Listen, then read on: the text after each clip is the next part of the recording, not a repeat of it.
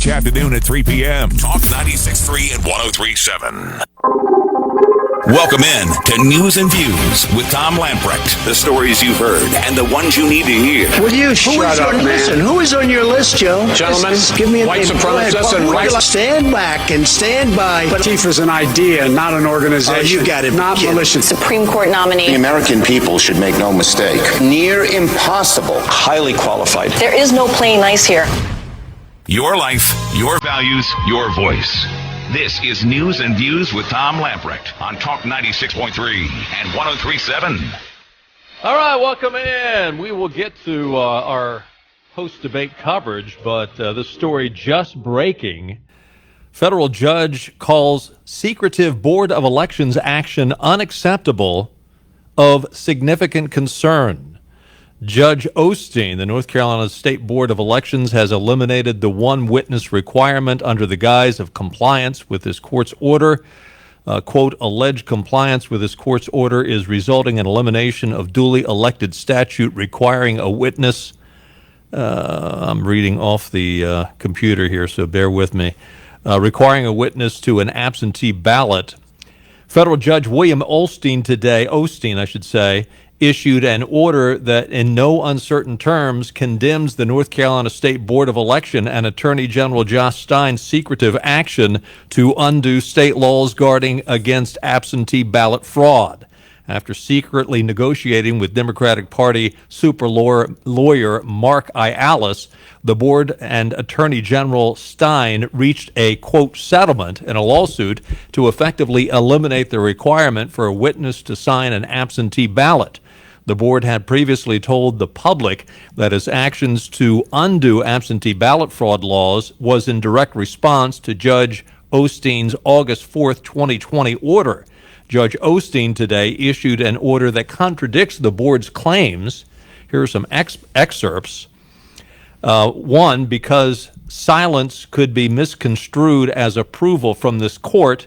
This court has reviewed the attached memo 2020-19 and does not find it is consistent with this court's order entered on August the 4th, 2020. Memo 2020-19 issued by the North Carolina State Board of Elections may be reasonably interpreted to eliminate the one witness requirement under the guise of compliance with this court order. Alleged compliance with the court order is resulting in elimination of duly enacted statute requiring a witness to be an absentee ballot. This court's order cannot in any way be construed to permit a missing witness signature to be cured by sending the voter a certificate as indicated by Memo 2020-19. This court finds following review and preliminarily that procedure and cure as set out in Memo 2020-19 is not consistent with this court order. Quote, sending the voter a certification to remedy the absence of a witness signature appears to allow the voter to perform some type of post-election certification of the ballot, such as the witness requirement is eliminated entirely. That policy ignores the fact that this court order upheld the one witness requirement and in doing so found that it was a reasonable measure to deter fraud. The procedure undermines and in effect eliminates the legislature's interest in preventing ballot fraud. This court finds such an interpretation unacceptable. Quote, those who were modified by the state North Carolina Board of Elections without legislative action, apparently for the purpose of compliance with this court order. I think that is a very kind way of Judge Osteen saying, guys, you are totally out of line, and what you have done is illegal. It goes against the federal Constitution, which really basically our federal laws dictate that the state election laws are to be determined by the state legislature. And I think our state constitution probably affirms that same thing as well. And Judge William Osteen is basically saying, guys, you have no authority to do what you did.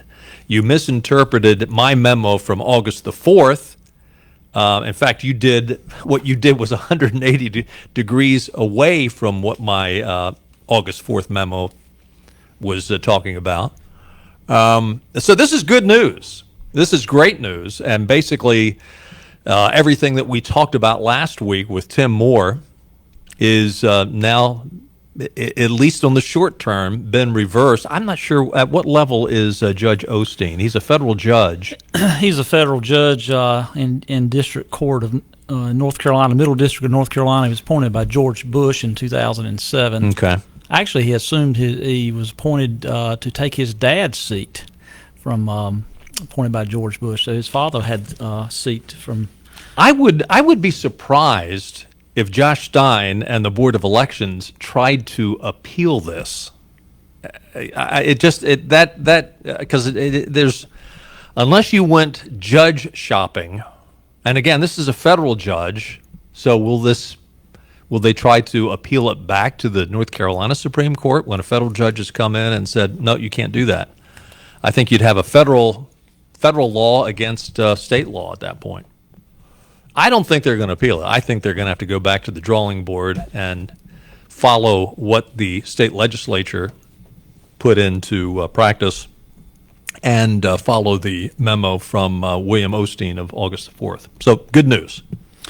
Good news, and it's another case of our governor and our attorney general in North Carolina trying to circumvent the law that is set by our General Assembly in North Carolina. Bingo. And they got knocked down once again. Another piece of good news. Not great news, but at least it's going in the right direction. Those businesses that have suffered badly all the way back to February, March. The governor had a press conference today and came out and said that bars and other entertainment venues will be able to reopen at limited outdoor capacity as the state moves to phase 3. Now, we will still have restrictions.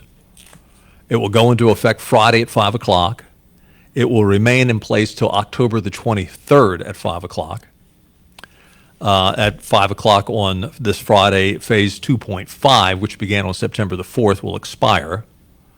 The change offers some relief to businesses that have said they have been treated unfairly. Movie theaters, entertainment spaces, amusement parks can partially reopen under the order. Cooper said officials are cautiously encouraged by COVID-19 metrics, but they are warning signs for both North Carolina and the rest of the country, Cooper said. Some of the new guidelines under Phase 3, movie theaters and conference centers occupancy is set at 30% of capacity, or 100 people, whichever is less. In movie theaters, the capacity limits apply to each screen. Because, you have some of these theaters have like a dozen different theaters inside one large building. Bars can open outdoors only at 30% of capacity. Now, bar owners will say, oh, that's great. It opens this Friday, and it's supposed to get down into the 40s this weekend. I actually seen a lot of bars open outside for quite a while. Yes. So 30% of capacity or 100 guests, whichever is less, outside. Have you thought about the fact that people are going to be drinking more just to stay warm? Bars that don't have outdoor seating can open indoor spaces to no more than 7 people for every 1,000 square feet. Where do you come up with that? That's more than 6 feet social distancing. More importantly, to our law enforcement, how do you enforce that? And what do you expect Pitt County Sheriff Department and Greenville Police Department to do? 11 p.m. curfew is still in place at bars. Outdoor amusement parks can be open at 30% of capacity. These amusement parks, well, again, right about the time all the amusement parks shut down, you can open back up. What was it, 28,000 people are going to get the pink slip from Disney World? I think most Florida and California. Yeah, most were in California, but some in Florida as well. Large outdoor venues with more than 10,000 can open at 7% capacity. And he was asked about this, and he said, well, we just want to make sure we have social distancing. Well, you will have that. So how many, at 7%, how many can fit into Dowdy Fickling Stadium? You're an accountant. Come on. That'd be about 3,500. So that's I think you can have you can probably have 60 feet social distancing at that. And I saw an email today from one of the other public institutions about this weekend's game, and they were going to basically have the protocol for who falls in that 3,500. It started with players, families, visiting teams, families, and then went to donors and season ticket holders. Probably. Then there was going to be like a lottery system just to give it. And I think 1,000 students would be allowed, and then a lottery system between everybody else. It's going to be based on the amount of check, you know that you're right. Smaller outdoor entertainment venues may operate outdoors at 30% of outdoor capacity or 100 guests, whichever is less. Of course, the parents, which just 2 weeks ago, they weren't going to be allowed to go to the games. You know, it really is interesting. I think, I really do think that, his, quote, science and data probably had a little bit. I think the parents and the pressure he is feeling from Dan Forrest probably has more to do with him opening things back up than anything else. Again, asked about why capacity is set at 7%, Cooper said that it's important for people to keep their social distance. You know, when you get that many people together, you have 3,000 or 4,000 people, which could be 7% of a large arena, that if they go together in one place, then it could be a significant problem. The numbers of those people getting sick, I know if you are susceptible, if you're in a bad medical way, or if you are in the twilight days of life anyway, it could be bad and you've got to take special precautions. But other than that, the people that go to football games are not likely to get it. I mean, at what point are we, do people just have common sense?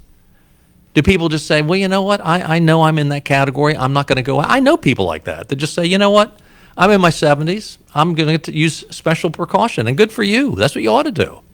Yeah. But for the rest of us, I mean, if we want to go to a football game, we know the risks at this point.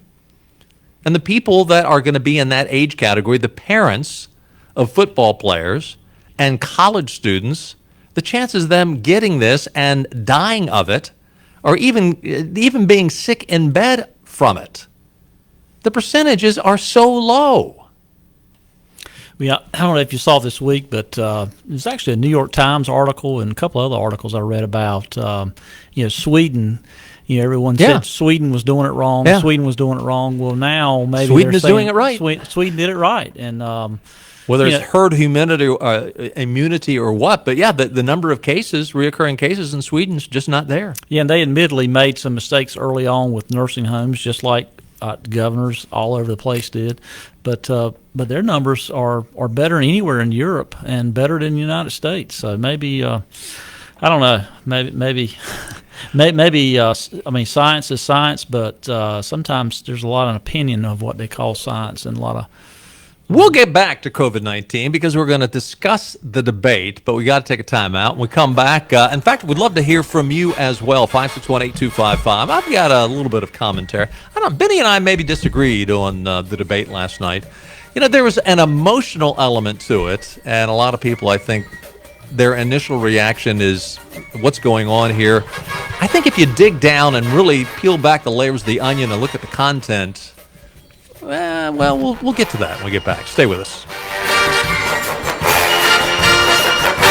Our local police matter. That is why Tony Moore is running for North Carolina House. Tony's opponent, Candy Smith, has had several run-ins with law enforcement and court summons in multiple counties. Police officers filed a lawsuit against Candy Smith, alleging that she was initiating confrontations and interactions with GPD officers to file complaints against them. Our local law enforcement have a difficult job and deserve our support. I am Tony Moore, and I approve this message. Paid for by the committee to elect Tony Moore to NC House.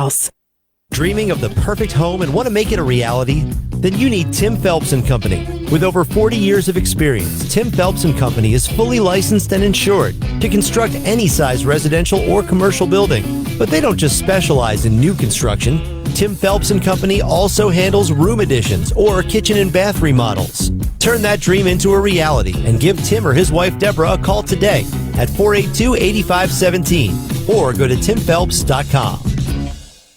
For your next event, project, or to help with cleaning, start with a call to Party and Equipment Rentals and Cleaning Services. Locally owned and operated by Will and Vicenta Cox, Party and Equipment Rentals and Cleaning Services in Edenton has party and event rentals like tents, siding, heating and cooling units, lighting, stages, chairs, tables, linens, plates, glassware, flatware, even bounce houses and cooking equipment. For do-it-yourselfers and contractors, Party and Equipment Rentals and Cleaning Services rents power equipment, jackhammers, trenchers, concrete and mortar mixers, even a Coyote tractor with bucket loader and backhoe. Need help cleaning? Party and Equipment Rentals and Cleaning Services can take care of residential, commercial, apartment, or construction cleaning projects. So whether it's a party, event, home project, or cleaning service, give Party and Equipment Rentals and Cleaning Services a call. 252-482-7368. Stop by their location at 408 West Queen Street in Edenton or visit their website at partyandequip.com.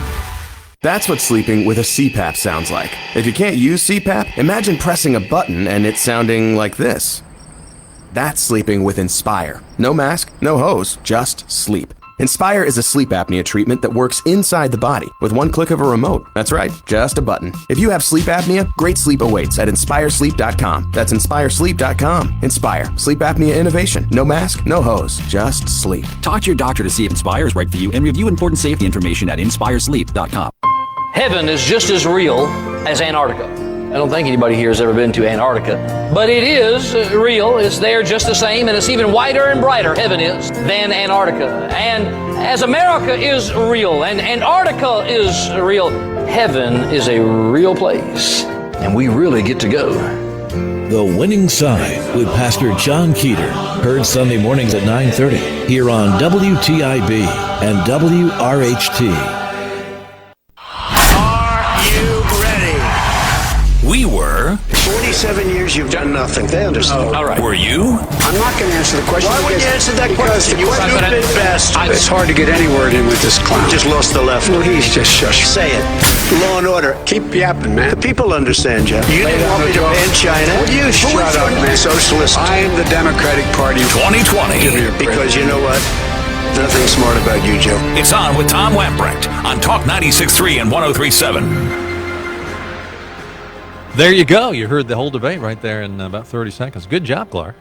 Take a look at your weather forecast. Tonight, clear, low around 54. Thursday, sunny with a high near 77. Tomorrow night, it gets down into the 50s. Friday is a gorgeous day, high of 69, mostly sunny.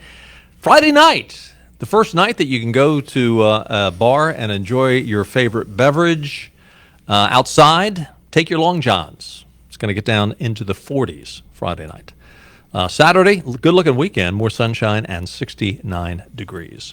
So I just put a call into Tim Moore, see if we can get him on the line. I'm hoping Tim usually responds to me very quickly if he sees the message. I'd love to get his take on Judge William Osteen's decision today, which is Tim was pretty much the lead on that. So that's a big victory for Tim Moore. So last night was the big debate. The actor James Woods summed up the debate in one tweet, somewhat referring to Chris Wallace. He wrote, President Trump crushed his opponent Chris Wallace head-to-head in the debate. There was also another fellow wandering around muttering to himself. Biden had his moments. You know, as I said during the break, I think that President Trump looked at this debate and, trying to figure out what was his thinking. Because obviously somebody, I realize you cannot script President Trump entirely. But you look at how he came on so forcefully right out of the gate. As we talked to Aaron Perini yesterday, he practiced. I would have to think somebody said, "Yeah, go ahead and be the bulldog. Go ahead and bucking bronco," as Britt Hume called it. So I think to a certain degree they had to have scripted that. So if they scripted it, why? And I think it's because the Trump campaign looked at this race and said to themselves, we are such polar opposites that if you haven't decided by now, you've been living under a rock. So I think they said to themselves, they've already made up their mind. We've got to really energize our base, and we've got to go in there and see if we can unenergize or diffuse or discourage the Biden base. And if I'm correct on that, then I think that Trump probably had a successful night. I mean, I have heard people that looked at it, and I mean, I was getting texts from all sorts of people last night during the debate. This is disgusting. This is rude. This is unkind. I also think that as the debate is chopped up, dissected, whatever, as that happens and it becomes sound bites without all the arguing, I think that is going to additionally energize Trump's base, because you've now removed the crosstalk, and you're really looking at more or less just the substance of what was trying to be said. Now, and again, I don't think you can. Donald Trump is aggressive, forceful. It was one of the things I heard from a number of people last night. Joe Biden looked feeble and he looked old. Yep. Well, you want an alternative view?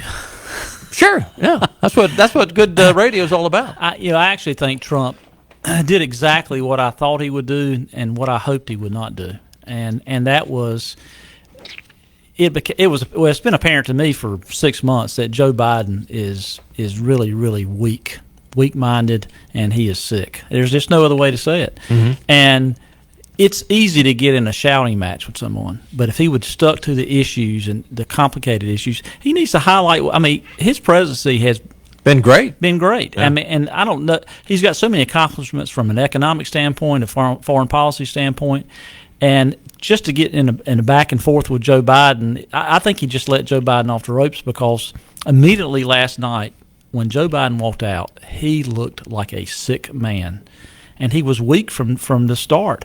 And I hate to say it, but this guy cannot complete a sentence without making a gaffe. He almost said 200 million people again had died. And I've told people all the time, unfortunately, I have experienced dementia in my life with families, relatives, friends. Right. And you recognize it. I recognize it, and the doctors will tell you numbers go first.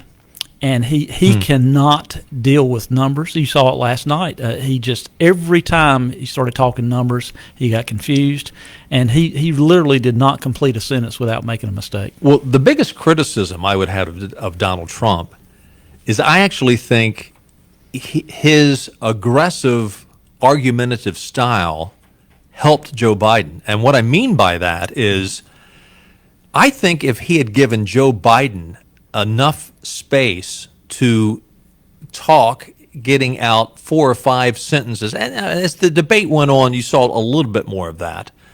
But give Joe Biden enough rope that he would hang himself, because what you just said, I think, was inevitable. But it never got to that point. No. People say, well, Joe can't string 2 sentences together. Donald Trump didn't give him an opportunity to prove that point. That's the one criticism I think Donald Trump made a huge mistake. I think had he let Joe Biden just be Joe Biden and talk and not stop him and interrupt him, I think there would have been a lot more gaffes to talk about today than there were. Joe Biden, he passed his exam. He didn't pass out. He didn't fall asleep, and he didn't have any really major gaffes. But I would also say this: can you blame Donald Trump, who, since he was elected 4 years ago, has been? I'll try to keep it kind. Well, it's hard to keep it kind, but he has been beat to a pulp. Yeah, even before he was elected. Yeah.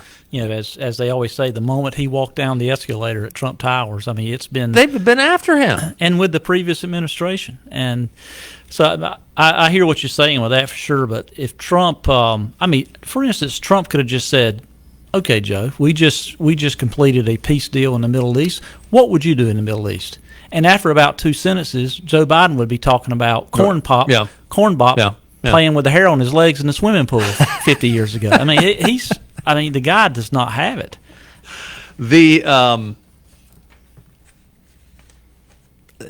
Some of the issues that I think Trump clearly won on, as you go back and listen to the content of what was said. And are you ready with the clips? First of all, the law and order. This is cut one. Law and order, but you don't. The top 10 cities and just about the top 40 cities are run by Democrats and in many cases radical left. And they've got you wrapped around their finger, Joe, to a point where you don't want to say anything about law and order. And I'll tell you what, the people of this country want and demand law and order, and you're afraid to even say it. And he wouldn't say it. No. In fact, I think Chris Wallace, that might have been the one time that Chris Wallace actually chimed in with the president and said, can you say law and order?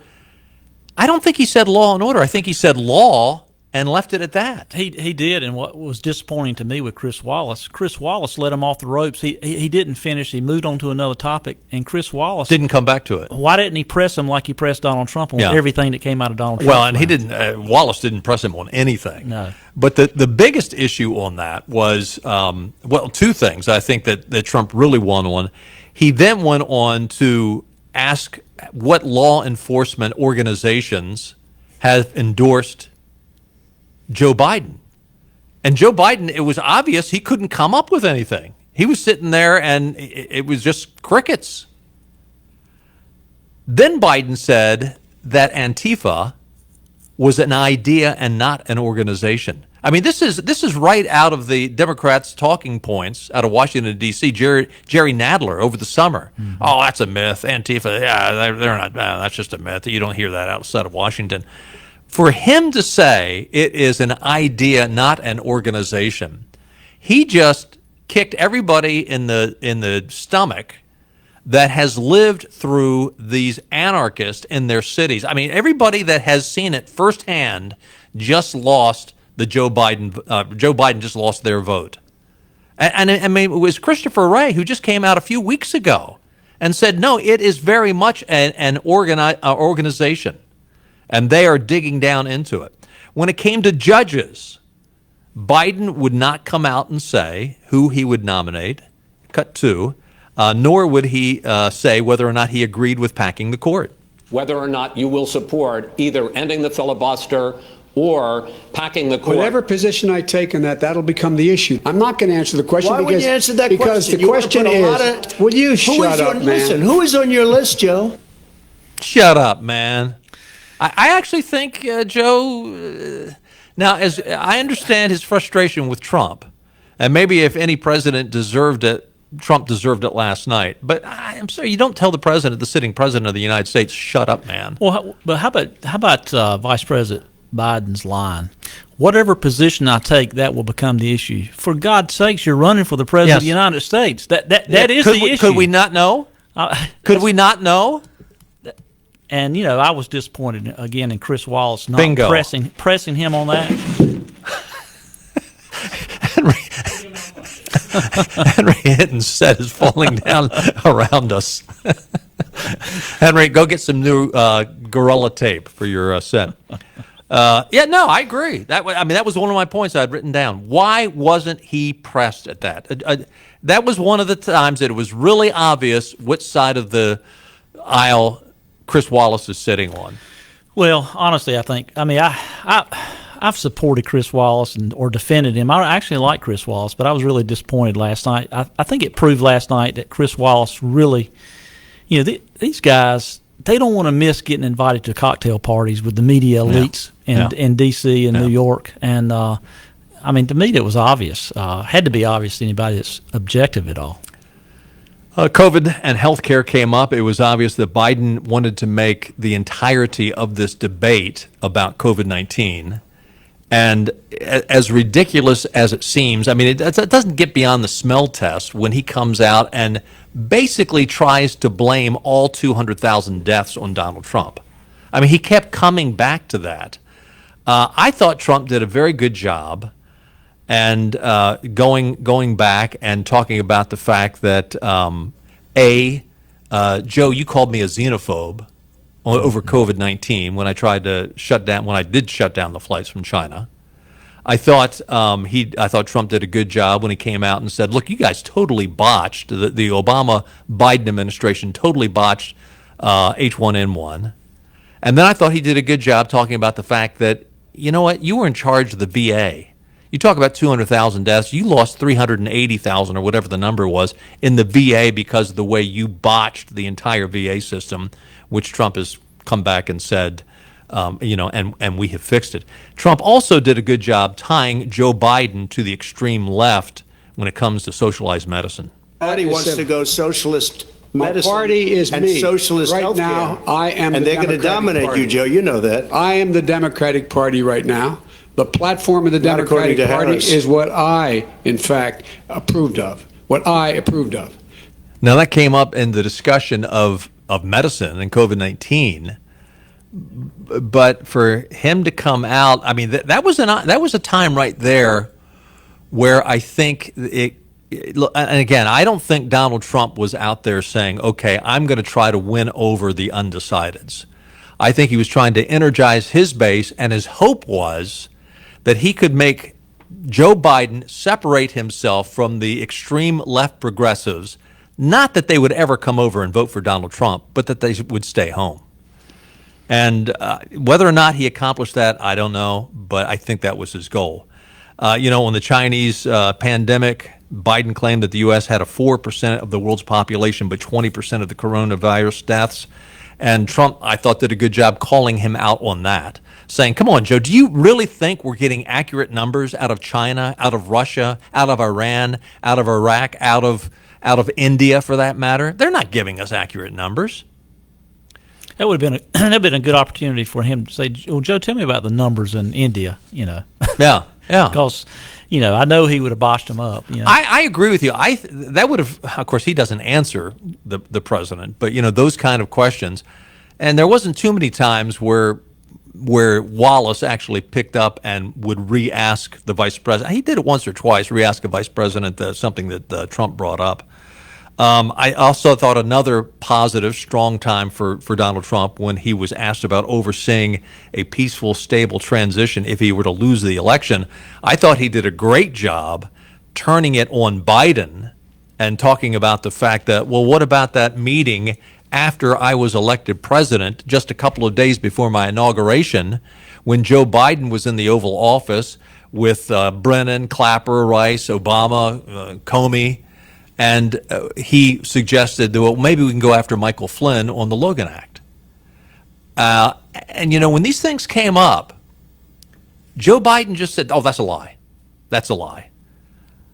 There was a number of times. I mean, when it came up with Hunter Biden, and Trump managed to bring up Hunter Biden, even though foreign policy wasn't a part of the list for Chris Wallace. But when he brought up Hunter Biden, the things that Donald Trump said, Hunter Biden basically admitted in that interview he did earlier this year. It was late last year, earlier this year. Hunter Biden admitted when he did that interview with one of the major networks. I think it was 60 Minutes, was it? I think it was. I think CBS is 60 Minutes. He basically admitted those things, and Joe Biden comes out and says, "Oh, that's all a lie." Just last week, the video was released of Joe Biden calling military, can I say the word? Dumb bastards. Yeah. And Donald Trump pointed to that because Joe Biden brought up the fact that, well, you called these sailors and military people, losers and suckers and losers. Which is a false narrative. I mean, even who's the guy that wrote the critical book? Bolton. John Bolton came out. He's no friend of Donald Trump. Even he came out and said, no, that didn't happen. And everyone on the trip has debunked that. Yeah. But we've got video of Joe saying that. Yeah. And he's saying, oh, no, that's a lie. I thought the biggest victory for Trump, though, was when the Green New Deal came up. Oh, yeah. And that was the one time that Joe got confused pretty big. You go on his website, and he embraces the Green New Deal, the AOC Green New Deal. He described to a T the Green New Deal and talked about all the things they want to do, get rid of all fossil fuels, basically rebuild every building in the nation, talking about how, it's going to create not hundreds of jobs, not thousands of jobs, but millions of jobs. He said, I'm not for the Green New Deal. This is the Biden plan. You go on his website, and he is, now unless they took it off today, which they probably did, he's all about the Green New Deal and AOC. And Chris Wallace, he pressed him some on that, but he could have pressed more on that issue. I mean, that was a big gaffe. Just a couple of minutes earlier, he said he was against it. Then he starts talking about the Green New Deal, and I'm like, that's why I thought Trump should have just done more of that, of forcing them to talk issues, and it'd be more apparent. I actually think, I don't know that Trump needs to rally his base anymore. He has got to get some folks voting for him again that held their nose and voted for him. Because I know a lot. I know a lot of them. And the way he needs to do that is, and again, I know he feels like he's said it 100 times or 1,000 times, but he needs to recite the litany of the things that he has done, because it's an impressive list. Yep. It's an impressive list. 5618255. What do you think? Love to hear from you. 5618255. Stay with us. We'll be right back. This is David Hollinger from Texas Roadhouse in Greenville, North Carolina. We are excited to announce our dinner special for two for only $39.95, available September 30th to October 4th for dine-in or to go. You'll have your choice of 3 appetizers, either a cactus blossom, fried pickle, or twisted mozzarella. Then choose 2 entrees served with 2 sides. Pick the 8-ounce sirloin and grilled shrimp combo, the grilled barbecue chicken and sirloin combo, the 6-ounce sirloin and rib combo, or the 12-ounce worth ribeye, all for just $39.95. I would also like to announce that, backed by popular demand, we will have our butcher packs for sale October 8th through 11th. We will have 2 size packs for your grilling pleasure. Please refer to the Texas Roadhouse Facebook page to get all the details. 2 great deals this fall for the Greenville community. Fall is here, and it's a great time to visit us at Texas Roadhouse. Take advantage of our dinner for 2 for just $39.95, September 30th through October 4th. And don't forget our butcher packs, October 8th through the 11th. I'm Sandy Smith, candidate for Congress, and I proudly approve this message. Babies are precious and should have the opportunity to live the American dream and find out what God has in store for them. Abortion mills in America kill 850,000 babies a year. It is time to end this evil practice of shedding innocent blood through abortion. That is why it is time to replace anti-life G.K. Butterfield. He voted to fund the killing of unborn babies time and time again. G.K. Butterfield took endorsements from extreme pro-abortion groups, NARAL and Planned Parenthood. G.K. Butterfield voted to allow abortions after 20 weeks when an unborn baby can feel pain, and voted against declaring an unborn baby a person. Abortion is a barbaric practice. Take a stand for life this election. Vote against G.K. Butterfield.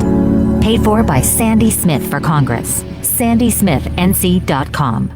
Ahoy, mateys! To keep those cars clean, you need the Pirates Cove Fast Pass. The new Pirates Cove Car Wash and Haviland Express Lube on Glen Burnie Road in New Bern is now open. Pirates Cove is now offering Fast Passes for $9.99 for new Fast Pass customers. These Fast Passes are good in New Bern and at all 3 Greenville locations. Visit us in Greenville on Fire Tower Road, Memorial Drive, and on East 10th Street. And now in New Bern on Glen Burnie Road. So we have you surrounded. Pirates Cove, the official car wash partner of ECU Athletics. Here's Harry Reeder, one of the great criticisms of Jesus. The criticism was, this man receives sinners.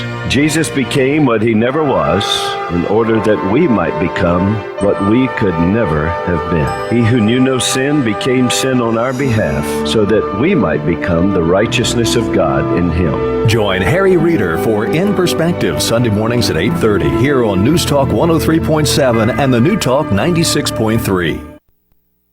Life is chaos. It's a crazy time right now. And you never know what to expect. I hope to God that things turn around after November 3rd. So get in and hang on with Tom Lamprecht on Talk 96.3 and 103.7. A place of sanity. Welcome back in, 16 minutes before the top of the hour. Interestingly, the New York Post is reporting that ratings, I look at me and I've got it wrong. I'll admit it. I thought it was going to be the most watched debate in the history of debates. Now, I don't know if this is because the numbers dropped as the night went on, which I'm sure they did. I had a number of people that say I watched the first 15 minutes and I had to turn it off. But the first debate of 2016 had 84 million viewers. The first debate of 2020 last night had 27 million. So that's quite a drop. 561-8255. Let's go to the phones. We have Jeremy on the line. Hey, Jeremy. Hey, good afternoon, gentlemen. How are y'all? Doing well. Good to hear from you. Good. So last night I was watching the debate. My girlfriend was kind of half-heartedly watching it. She was decorating the house for fall and everything like that. She's not real big into politics. And she even made a comment to me while half-heartedly listening to the debate. She was like, what is this guy's problem with Trump? Talking about Chris Wallace. So what is his problem with Trump, and why isn't he hitting Joe Biden just as hard? So it was to anybody watching, even somebody who is, and she's kind of moderate. She's middle of the road. She's socially liberal. She's fiscally conservative. But even somebody in the middle of the road that doesn't pay attention to politics, that doesn't watch this stuff all the time, that's not invested in it, just kind of watching, half-heartedly, even she could see how one-sided Chris Wallace was in moderating this debate. Yeah, I think the one thing that a lot of people will agree on now, I'm sure the ultra Biden supporters thought that Chris Wallace was too kind to Trump. But every conservative and even middle of the roaders like your girlfriend, I think they looked at Chris Wallace and said, "Wow, what a poor job." So, interesting observation. Thanks, Jeremy. Appreciate it. 561-8255. Let's go to Brent. Hey, Brent. Let me just say that Tom Lamprecht is one of the greatest Americans of all time, and I'm not just saying that everybody's talking about it. I know what I'm talking about. Okay. Thank you. Hey, Tom. I wanted to say that. That was pretty good. I must say, if we need somebody to interpret Donald Trump, you're brilliant. You're handsome. You're brilliant. You're handsome. You're incredible, Tom Lamprecht. I'm just saying that. Appreciate it. No, I think that I have a different theory than everybody that I've heard today. They were talking about how Trump came out and I agree with your partner there that Trump was Muhammad Ali and he was just whooping Joe Frazier up, down, and sideways. And I think how Trump is always 2 steps ahead. You just don't know it. I think that he wanted to come out aggressively like that and see could he rattle his cage. I think the next 2 debates you're going to see a whole different Trump at both of them. I think he's going to go in a totally different direction and just throw everybody off. I agree with you. I actually thought the same thing. And again, I think it's because they're going to come back and say, you know what, we need to give Joe more room to trip up. Right, oh, man. Exactly. Yeah. I'm not. Exactly. I think you're right, and I cannot wait for the next debate. It's going to be great. You guys are great. Love you. Love listening to you every day. Thank you, Brent. Appreciate it. Brent. Yes, sir. I'm not confident there'll be 2 more debates. I think the Biden team, this is their opportunity to say, hey, we're not going to do the next debates because, the way Trump acted, that they've got kind of an open door. They came out today and said they were going to do them. We'll see. I mean, I don't discount what you're saying. I think that's a very plausible theory. 561-8255. Let's go to Alvin. Hey, Alvin. Good afternoon. Good afternoon, sir. Good to have you with us. I think Trump showed great restraint for the way that he's been treated. And, you see on Facebook that this guy's got the nuclear code that can set off the bomb. If he was going to set off a bomb, he should have set it off last night. When somebody stands there and calls you a liar to the President of the United States, Personally, I would have went over there and punched him in the nose. Well, they probably wouldn't have done a whole feel. lot for his PR campaign, but it was. Right is right and wrong is wrong. He had no business disrespecting the president of the United States that was elected by the majority and treat him that way. I thought he did a good job too in his comeback of why he deserves to elect the next Supreme Court justice. I mean, that wasn't a big issue, but I thought Trump did a good job. Hey, I was elected for 4 years, and you know what? Ruth Bader Ginsburg said the same thing, and we're going forward with it. I wish he had asked Joe Biden, is it unconstitutional? Just ask that simple question. Does the Constitution allow me to do this? Does it actually direct me to do this? Would have been a good question. Yeah. Okay. The Supreme Court justice that passed away, I will never believe her last dying wish was to not let Trump fill her seat. She was probably getting in contact with Jesus Christ if she was able to. That's just the way I feel about it. All right, Alvin. Thank you, sir. Appreciate the call. 561-8255. If you're on hold, hang in there. We've got to take one more time out. We'll get to you as soon as we get back. Thanks. Raleigh politicians put big cities first and rural communities last. But Chris Humphrey is one of us. Humphrey helped balance North Carolina's budget so we can combat crises like COVID. Humphrey fought to raise teacher pay and secure millions in COVID relief for small businesses and workers so local families can weather this storm.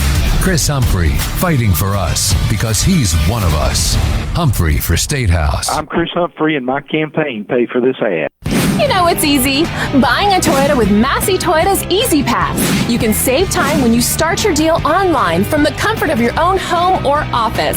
There's no runaround, just great prices and great service. When you shop online at Massey Toyota, you get our best prices. Plus, you can value your trade and get pre-approved quickly and easily.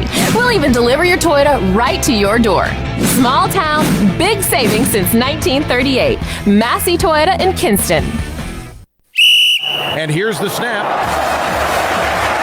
Crack open a Hampton Farms in-shell peanut, and the game's in your hand.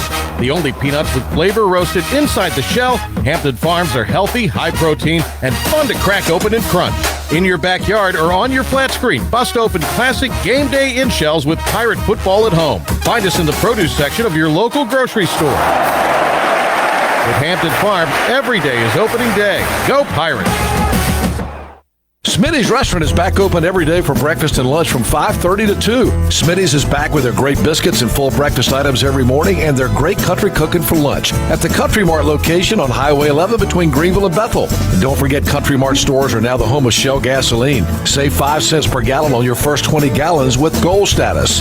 And remember, Country Mart has your 93-octane non-ethanol premium for boats, lawnmowers, and other small engines. Country Mart Highway 11, where Smitty's is now open, and Highway 903 in Stokes. Hey guys, this is Larry King. Are you sick and tired of prostate pills that don't work? I've got great news for you. I had prostate problems that were driving me nuts. I tried several different natural products. None of them worked. One day I heard about Prostagenics. It beat over 157 other prostate supplements in independent lab tests and was rated #1 most powerful prostate supplement in the world. So I got some Prostagenics, and boy, am I glad I did. Now my prostate troubles are a thing of the past. I sleep like a champ. I feel like I did 20 years ago. Do yourself a huge favor. Do what I did and get yourself some Prostagenics. Prostagenics comes with a 90-day money-back guarantee, so you can order absolutely risk-free. So go online or call 800-600-2020. 800-600-2020. If you call in the next 6 minutes, you can get a free bottle with a Larry King TV special. 800-600-2020. Pick up the phone right now. He's washed his hands so many times he can now see the answers to his tests from high school. Those aren't the right answers.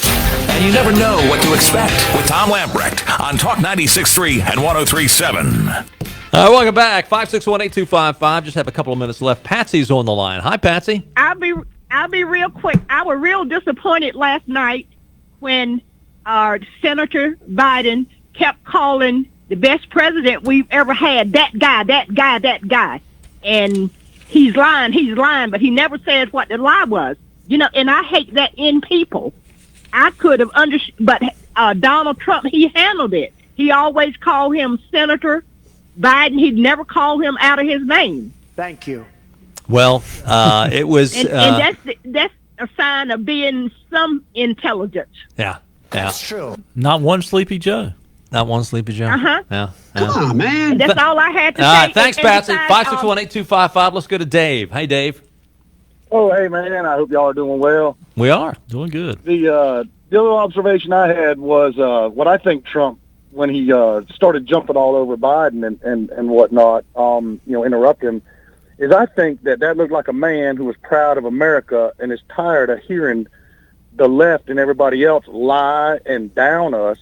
Absolutely. And that's what it was. He was just tired of it, and so he couldn't sit there and keep his mouth shut and listen. You know what I'm saying? For him to finish it. Well, I said that earlier. Yeah, as many times as he's been kicked in the gut since he was, as Benny said, since he came down the elevator at Trump Towers, and then it's just gotten worse and worse and worse. The guy's been lied about and everything else. And yeah, I agree with you, Dave. 561-8255. Let's go to Gary. Hey, Gary. Real quick, Hey, we only how got you a few doing? seconds left. Hey, well, good to hear from you. Yes, sir. I don't watch the debates. I think it's a circus. The moderators are always on the far left. Chris Wallace shouldn't even be on Fox. I don't watch him at all.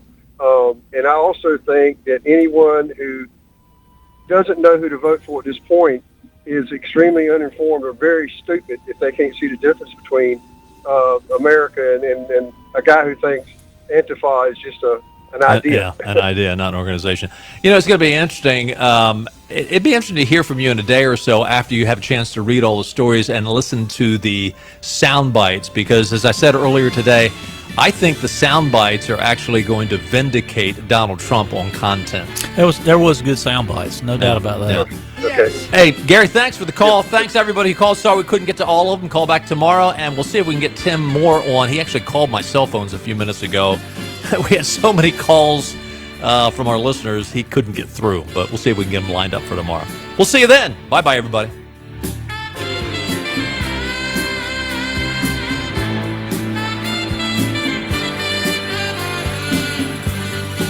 In this election, the health and financial